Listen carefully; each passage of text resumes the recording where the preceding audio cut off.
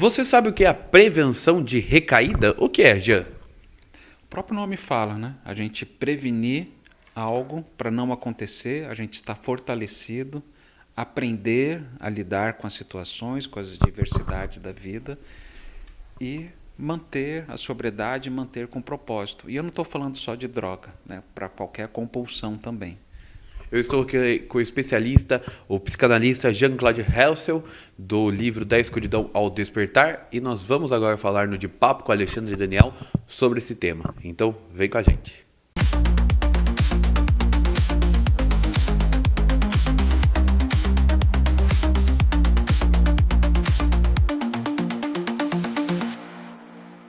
Bem, ô Jean, você já pode seguir nas redes sociais, que é qual o seu Instagram, Jean? Psi.jeanclaudio.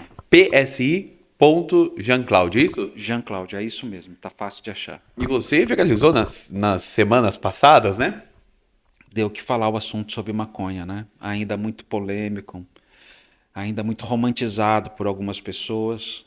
E a gente vai falar mais disso ainda. Ô Jean, eu lembro que você atende um paciente aqui, vários pacientes, e até no centro que você atua, que muitas vezes eles estão fazendo tratamento e aí vem a famosa recaída. É normal a recaída? Infelizmente, sim. Uma coisa interessante, as pessoas falam, e você que é um adicto ou dependente químico, já participou de grupos de AA, de NA, por exemplo, provavelmente já ouviu falar que recaída faz parte do tratamento.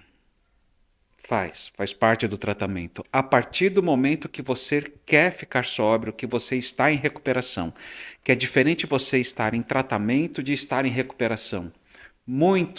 Todos estão em tratamento, poucos estão em recuperação. Que eu lembro qual que é a diferença. Tratamento todo mundo tá e pode estar fazendo para inglês ver. Estou fazendo o tratamento porque o meu pai, minha mãe está insistindo, minha esposa, meu marido está insistindo a fazer um tratamento. E estar em recuperação é diferente. Eu realmente quero fazer. Eu estou me esforçando para isso acontecer. E durante o percurso, durante o caminho, pode ter algum lapso, algum deslize ou até mesmo uma recaída. E faz parte, a partir desse momento que eu quero ficar sóbrio, aí eu aprendo com isso. Você teve quantas recaídas? Eu tive uma recaída. Uma recaída, e essa recaída foi o suficiente para você despertar e entrar na recuperação. Ainda não. Ainda não. A recaída me levou para a internação. Eu fiquei internado 6 meses. Depois da internação que caiu minha ficha. Eu tive o meu despertar. Eu quis ficar sóbrio. Aí eu comecei a colocar tudo em prática o que eu aprendi. Ô Jean-Claude, se você não leu o livro por curiosidade, eu espero que você adquira. Esse livro não é um livro técnico, gente. Esse livro é sobre o que aconteceu com o Jean. De maconha, álcool, cocaína. Em 2 anos, a vida financeira, a sua vida foi de escada abaixo, né? De ladeira abaixo. Eu quase destruí tudo. A financeira foi. Cheguei no fundo do poço. E ninguém sabia que ele estava usando drogas. E ele queria, ele consultava especialistas que não perguntavam para ele: "Você está usando drogas?" Exatamente, exatamente. Eu fui em psiquiatra, fui em psicólogos. Quantos mais ou menos? Psiquiatra, 2, psicólogas também 2, e sempre com a expectativa de me perguntarem se eu estava usando alguma substância, porque a minha aparência física também já estava ficando comprometida. Mas as pessoas achavam que eram outros problemas, estresse no trabalho, estresse no relacionamento, em casa, e nunca acharam que era droga. E se você fosse dar um recado para as mães, para os pais que nos assistem, que estão desconfiando de alguma coisa dos filhos, que os filhos não estão bem, perguntar? Pergunta, fala, chama para conversar. A droga não vai destruindo sua... Muda comportamento, muda atitude. A pessoa muda dentro de casa. Os relacionamentos ficam comprometidos. Não, é inevitável. A pessoa que está usando droga, está abusando, está se tornando dependente químico, ela vai mudar muito dentro de casa. E é necessário, por vezes, o dependente, o adicto, está gritando por dentro pedindo ajuda. Era o meu caso. Eu não tinha coragem de falar. Eu não tinha coragem de abrir para os outros. Eu tinha vergonha, orgulho, preconceito, tudo, um pouco de tudo. E Só esperava alguém chegar perto de mim e perguntar: é droga? Teu problema é droga? Quais são os comportamentos que a mãe ou pai pode ver que o filho esteja usando drogas e já esteja viciado nas drogas? Algumas coisas, é um conjunto, tá, gente? Não é uma só. Tá gastando muito dinheiro, mudança de comportamento em casa, mudança de humor. Se era uma pessoa mais participativa, mais alegre, comunicativa, e de repente começa a mudar totalmente ao contrário. Horários, final de semana. Antes ficava mais em casa, não quer dizer que tem que ficar em casa, né? O jovem, por exemplo, costuma sair, mas de repente chega muito mais tarde, passa muito tempo fora de casa, começa a dormir fora de casa. A higiene, né? Não se cuida, não toma banho, né? Até a aparência das roupas. Então, uma coisa vai levando a outra, é uma construção. Né? Não é de um dia para o outro que a pessoa chega transformada. Isso vai acontecendo ao longo dos dias, das semanas, dos meses. Então, estar observando o que está acontecendo dentro de casa.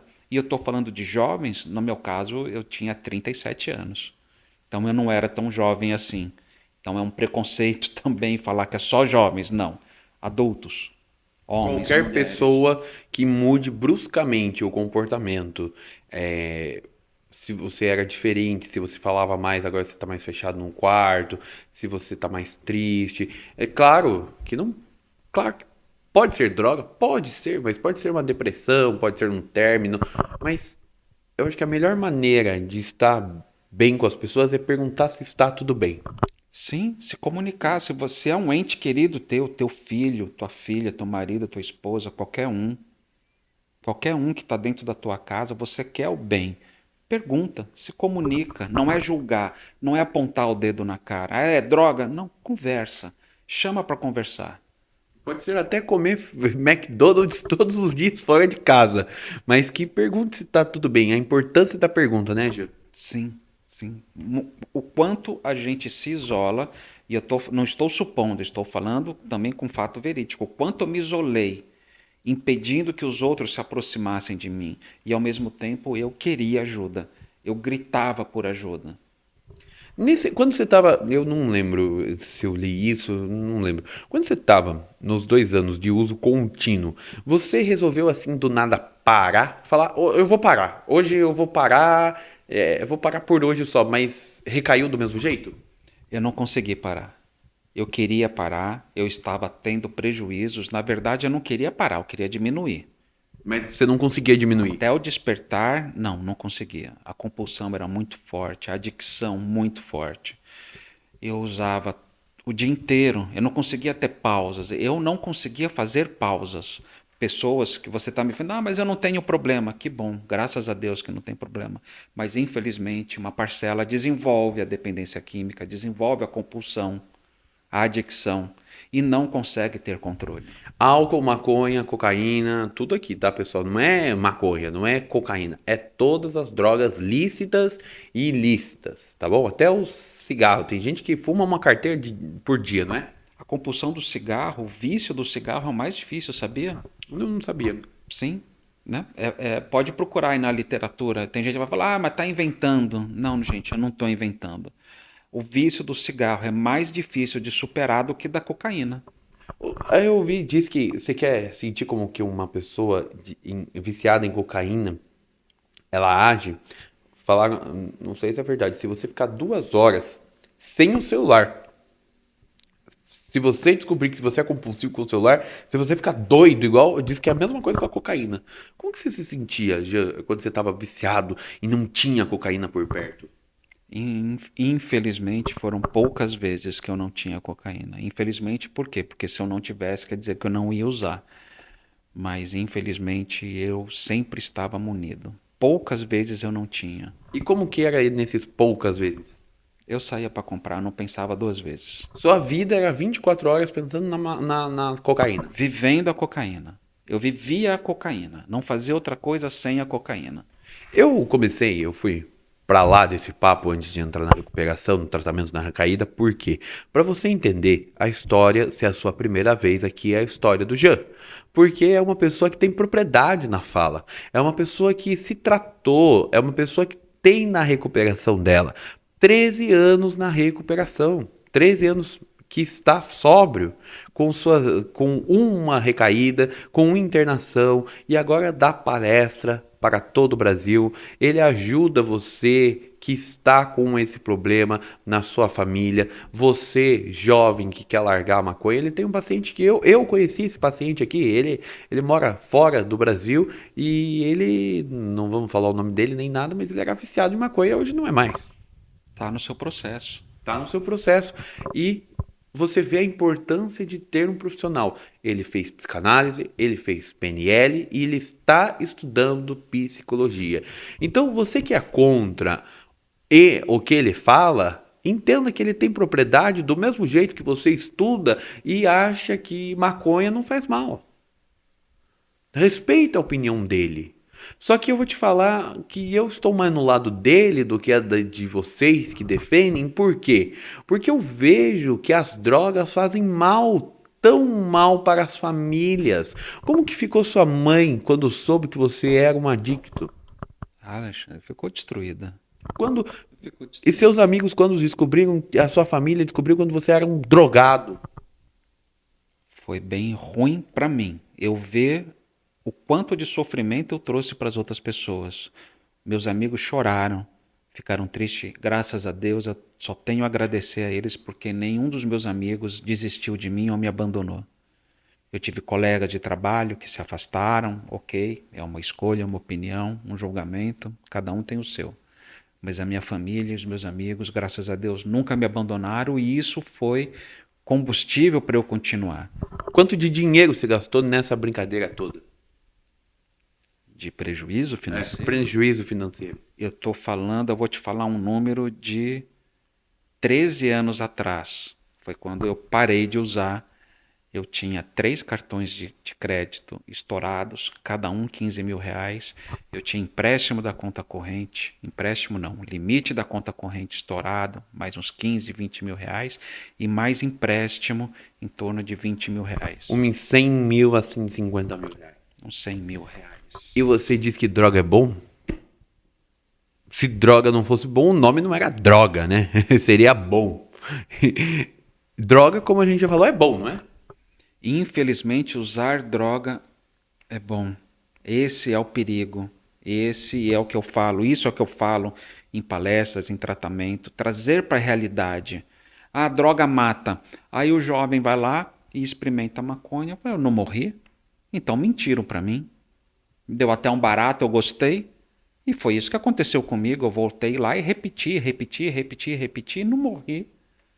Então, droga, o atrativo da droga é que é bom, vai te dar um barato, vai te dar uma alucinação, vai te dar uma euforia, dependendo da substância, mas pode ser um caminho sem volta. É um caminho sem volta, geralmente. Mais um pouquinho eu não estaria aqui com vocês não estariam me vendo, eu não estaria contribuindo, eu não teria estudado para estar aqui com vocês. Mais um pouquinho, faltou só isso daqui para eu ter morrido de overdose. E eu sei que eu ia morrer, eu não Como ia. que é a overdose? Como que ela é? Ela é tremedeira? Como que é? É entrar em convulsão. De repente, eu estava usando a cocaína, uma droga que estimula o sistema nervoso. É uma euforia, uma dose de super-homem. Posso tudo e de repente você começa a usar mais, quer mais, quer mais. E de repente, em um momento, eu exagerei na dose, na quantidade. Eu senti o meu corpo tremendo, entrando em Tudo tremendo? tudo, tudo. A respiração, batimento cardíaco, Explodindo. muito acelerado. E como se eu sentisse que, meu Deus, eu vou entrar em colapso. Ou seja, overdose, uma dose a mais, uma dose exagerada que o meu corpo não ia E o que conseguir você fez? metabolizar. Eu parei, eu espanei, entrei em pânico e no meu pânico eu parei de usar. Naquele momento, Mas depois de tempo depois você eu voltou. bebi água, deitei, tentei me acalmar, sabia o que estava acontecendo, eu falei, meu Deus, isso é uma overdose. E com o passar do tempo, alguns minutos, 10, 20 minutos, passou, melhorou. Voltei a usar.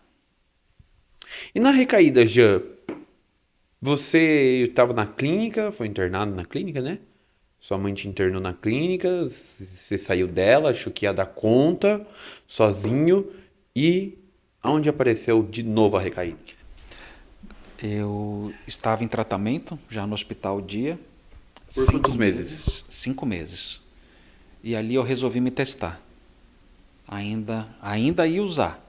Você ficou 15 dias no hospital psiquiátrico, isso? Sim. E nesse hospital psiquiátrico, você estava sedado e ficou louco, igual nos filmes? Não, eu estava medicado com antipsicóticos, me abaixava a atividade, eu ficava mais lento, sonolento, e ali foram 15 dias aonde eu falei, eu não estou doido, meu problema é droga. E aí te tiraram porque não era o lugar, falaram para sua família, você foi para o hospital dia. Você passou lá quanto tempo nesse hospital dia?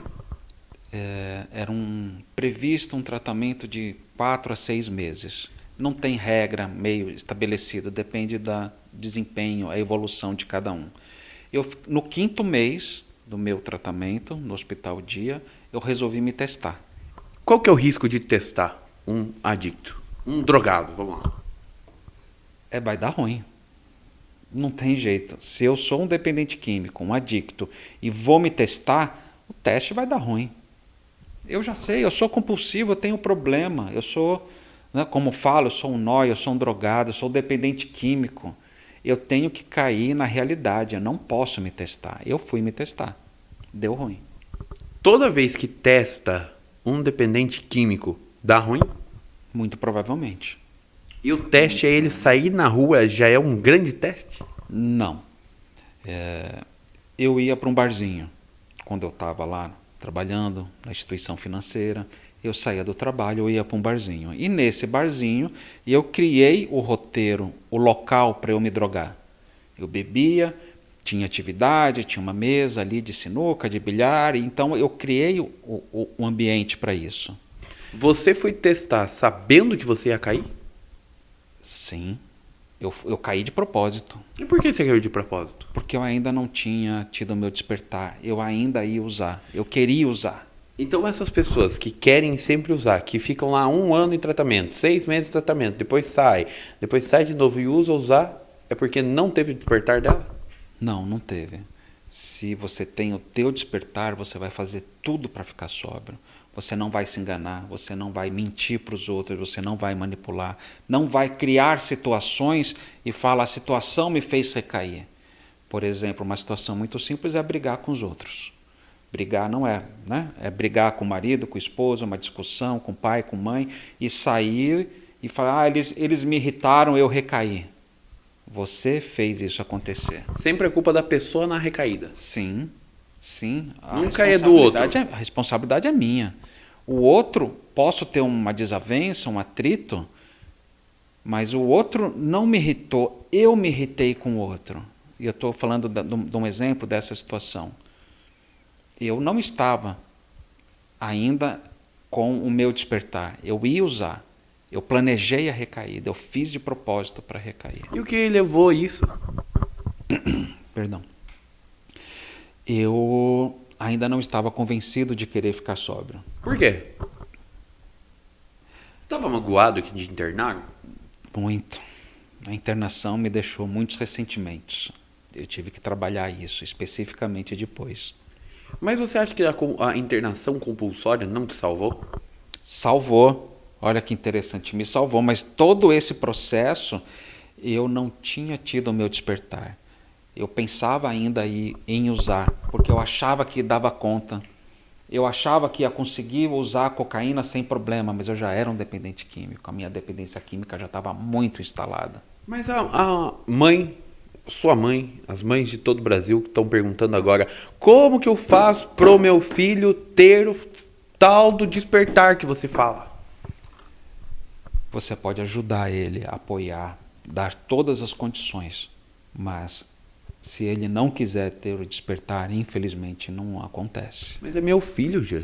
Você vai dar amor, vai dar carinho, vai internar, como a minha mãe fez. Ela me internou contra a minha vontade. Ela salvou a minha vida, mas mesmo assim eu ainda ia usar.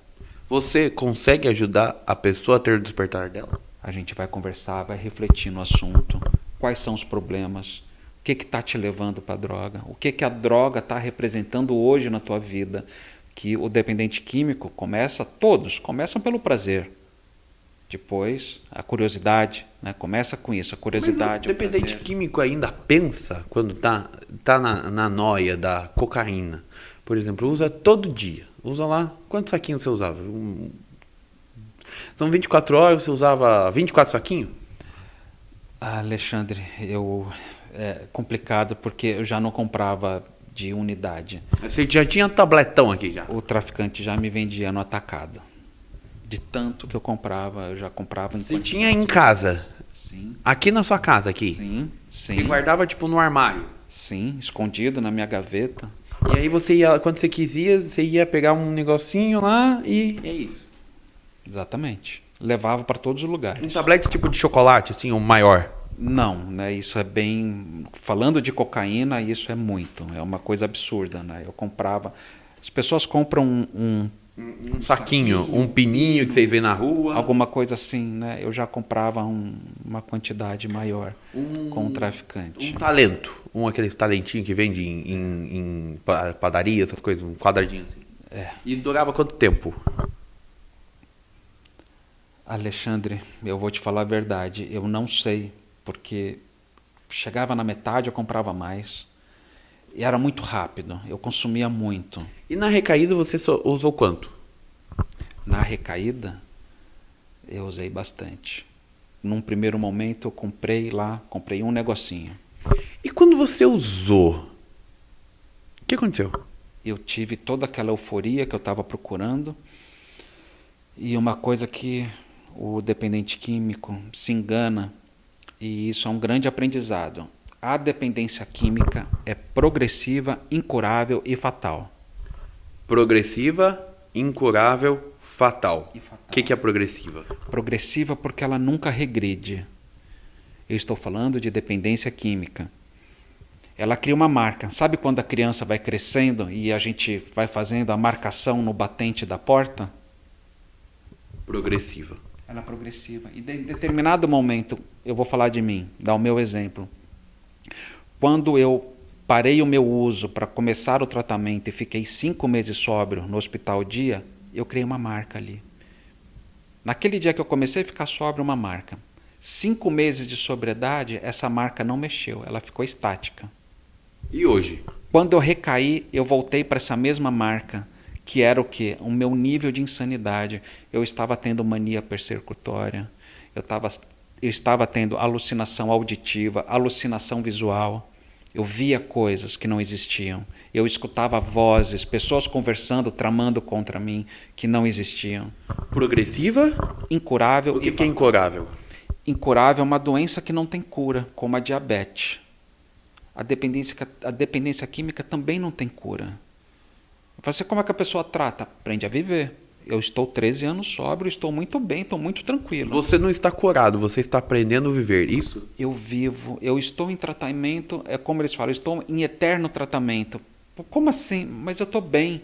Eu não tomo remédio. O meu tratamento é aqui. É nos meus atos, nas minhas atitudes, no meu comportamento, na minha maturidade. Esse é o meu tratamento. E fatal? Fatal porque a dependência química um dia vai te levar à morte se você não cuidar e não tratar. Você me falou uma vez que você tem um plano de recair aos 90 e poucos, 95 anos, né? 88. 88. Todo adicto tem que ter, todo dependente tem que ter esse eu vou recair, mas jogar lá na frente isso? É um manejo de pensamento, uma estratégia que para algumas pessoas funciona. Eu aprendi com o Fabinho, o terapeuta lá da internação. Ele falava que ele ia recair com 80 anos. Eu vou recair com 88. Por quê? Eu enganei conscientemente o meu cérebro. Eu fiz um manejo de pensamento. Para nós, dependentes químicos, nunca mais é muito tempo. Eu coloquei uma data. Você está 13 anos sóbrio. Você já viu maconha nos shows que você já foi? Infelizmente, com muita frequência. Cocaína você já viu? Já. Na sua frente? Já vi aqui na frente de casa, na rua. Não, mas na sua frente aqui? Assim? Não. Não. Mas vendendo na frente já? Não, uma pessoa usando aqui na frente. E aí? Eu fiz o que eu aprendi e fiz o que fez sentido para mim. Eu quero ficar sóbrio? Quero. Então eu saio daquela situação. Eu entrei para dentro de casa, falei com alguém, conversei, tirei esse pensamento da cabeça. Como? Ocupando o meu tempo. Vontade? Eu tenho. Mas Deu vontade, deu vontade. Não vamos ser hipócritas, deu vontade. me instigou. Me instigou e muito. Mas a minha vontade de ficar sóbrio é maior. Aí que eu paro de me enganar. Aí que eu coloco a prevenção de recaída em prática. Eu converso com alguém, eu falo, eu levanto a mão e peço ajuda. Coisa que a maioria não faz. Então o segredo do dependente químico é sempre pedir ajuda. É o primeiro passo. É o primeiro passo. Sozinho não deu certo e você já teve essa experiência. É levantar a mão e pedir ajuda. Ah, não tenho com quem pedir? Tem. Procura. Cria alguém. Vá atrás de alguém para ser o teu porto seguro, o teu terapeuta, alguém do AA, do NA, na igreja, na instituição religiosa que você vai. Cria alguém para ser o teu porto seguro. Dentro de casa tem, é fácil. Pai, mãe, irmão, irmã, esposa, marido, filho. Mas filha. na rua? Na rua você cria alguém. Pega o telefone, liga para alguém. Ah, estou com vontade de usar e de repente eu vi e eu recaí. Não, não foi assim não. Você se deixou levar por isso e é difícil falar. É difícil, você não gosta de ouvir isso, mas você planejou a tua recaída, você deixou acontecer. Podia ter pedido ajuda no primeiro momento que o pensamento veio. É aí que a gente faz diferença. Quantas ajudas você já pediu? Alexandre, eu tenho vontade de muitas coisas durante o dia. Eu estou num processo, eu não estou comendo doce. Quando eu tenho vontade de comer doce, eu falo com a minha companheira. Quando eu tenho vontade de fumar um cigarro normal, tabaco, eu falo com ela. Quando eu vejo uma cena de droga e por um acaso me desperta, me dá uma euforia, eu falo. Eu coloco para fora. Todo dia eu pratico isso há 13 anos. Eu não tenho mais orgulho, eu não tenho preconceito. A minha vida é o bem maior. E eu quero ficar sóbrio, eu vou ficar sóbrio, eu vou continuar a ficar sóbrio. Você também pode. Por isso que a gente falou aqui do incurável. Ele sempre vai lidar com isso, porque é sempre uma tentação. E como falam, né? Não sei se você sabe do linguajar da internet, né? A carne sempre cai no prato do vegano. Sim, eu vejo muito isso. É um assunto muito pesado, mas é a realidade de 10% do Brasil, acho que 5% do Brasil enfrenta as drogas, enfrenta ser viciado nos entorpecentes que tratam, romantizam, querem a liberação, mas ninguém vê a longo prazo. Em 2 anos você já se transformou num monstro. Desculpa te chamar assim. Sim. Mas imagine o que as drogas outras fazem no corpo humano. E você que está com algum ente querido, você mesmo, tá aí vendo, vai que esteja você vendo. Essa pessoa que eu conheço, uma das mais indicadas que pode te ajudar. Como eu já falei aqui, ela pode te ajudar porque ela passou. E eu pergunto da vida dele para você gerar uma identificação em você. Porque eu vim aqui e falar, não use droga. Eu tenho uma propriedade porque eu nunca fui viciado.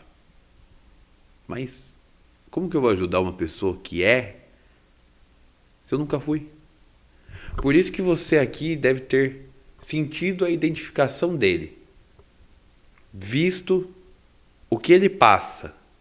O que ele está passando.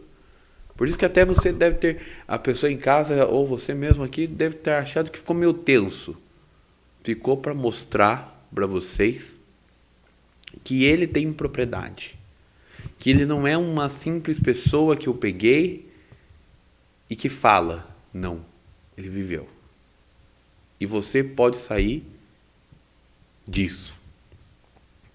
Ele pode te levar ao despertar. Não é, Gil? Eu falo com experiência de vida, com experiência teórica, com experiência acadêmica. Eu tenho a pós-graduação de vida, de viver a droga, de consumir. e de recuperar. E também tenho a pós-graduação numa instituição de renome em São Paulo. Então eu conheço todos os lados, todos os aspectos, além da psicanálise, além da PNL. Eu vou te salvar? Vai depender um pouco de você também. Eu vou te ajudar e tenha certeza disso, que eu vou fazer tudo o que tiver ao meu alcance. Convido você a ter esse livro aqui, ó, Da Escuridão ao Despertar.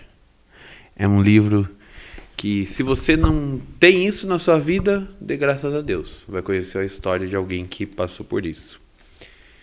E se você já passou ou passa por isso, você vai ter a história para alguém que vai te ajudar desse buraco. E não importa o tamanho do buraco, sempre tem solução. Sempre. Caiu, levanta, continua. Caiu, levanta, continua, não importa quantas vezes. O fim do poço mesmo, o limite é a morte. Enquanto está vivo, tem chance. Está respirando, está aqui, tem chance. Se eu estou aqui e eu sou exemplo. Se eu conseguir, você consegue. Eu tenho certeza disso. E acabamos mais um de Papo com o Alexandre, Da Escuridão ao Despertar, com Jean-Claude Hessel, que volta nos próximos dias, nos próximos vídeos. Pode acompanhar ele, Jean-Claude. Jean-Claude. Você pode chamar ele para palestras em qualquer lugar do Brasil, em qualquer lugar de São Paulo, qualquer lugar do Brasil, qualquer lugar do mundo, online, presencial, para ele contar a história dele, que precisa ser mais anunciada. E nós não fazemos as coisas sozinhos, nós precisamos de um ao outro. Então, se você conhece alguém que esteja passando por isso na sua casa, na sua família, na sua convivência, fale com ele. Indica o vídeo, indica o livro, para dar uma abertura de consciência, que vai ajudar bastante. Jean, muito obrigado, viu? Obrigado, satisfação de ter aqui.